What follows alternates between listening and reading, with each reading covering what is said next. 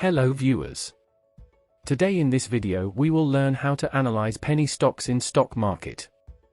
So, what is a penny stock in stock market? Penny stocks are those that trade at a very low price, have very low market capitalization, and are usually listed on a smaller exchange. Penny stocks in the Indian stock market can have prices below 10 rupees. These stocks are very speculative in nature and are considered highly risky because of lack of liquidity, smaller number of shareholders, large bid-ask spreads and limited disclosure of information. Given adequate financial disclosure, we can apply some analytical methods we use for larger companies to determine if a given penny stock is worth our investment.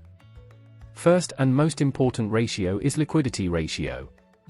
Liquidity ratios are the first ratios that an investor should compute for penny stocks. Lower liquidity ratios are a good indication that the company is struggling to stay in business or to advance its operations.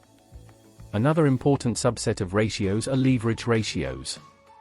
They are similar to liquidity ratios as they focus on the company's ability to cover debt. In this case, it is the long-term debt that we are concerned about. Two important leverage ratios are the debt ratio and the interest coverage ratio. Debt ratio is equal to total assets divided by total liabilities. Here, we look for trends such as the debt load is shrinking or expanding. If it is expanding, then it should only be for the reason of supporting future growth opportunities and business development. The interest coverage ratio is computed to determine if the debt load is manageable, and if the company generates an adequate level of earnings to service its outstanding debt. Interest coverage ratio is equal to earnings before interest and taxes divided by interest expense. Higher interest coverage ratio numbers are better. Anything less than 2 signals trouble in servicing long-term debt in the future. Next, we have performance ratios.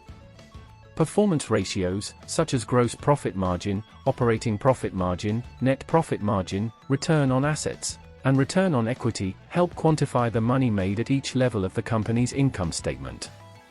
The challenge is that profit margins of penny stocks are often very small in the early stages of growth.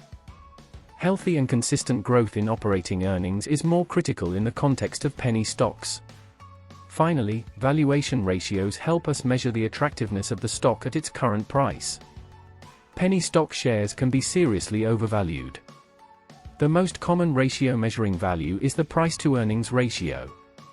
Generally speaking, a lower P/E ratio signifies better value per dollar of earnings.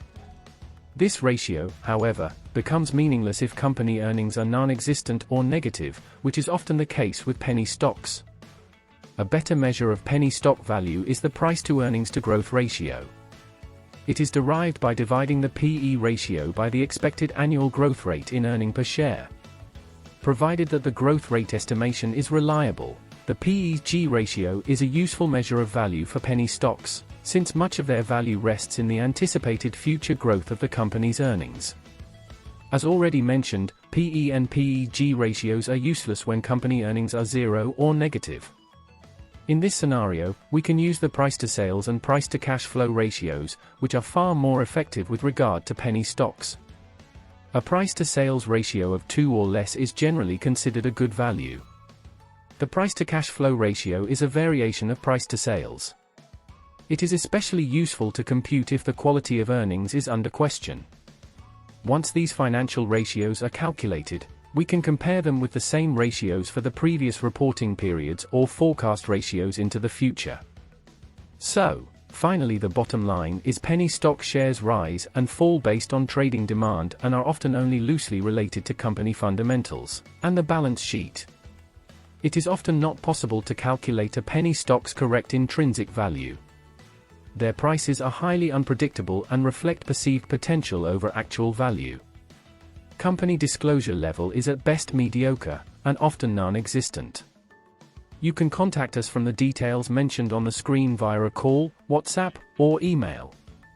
Thank you for listening the video to the end. Please do like, share, and subscribe the video for the latest updates in the market.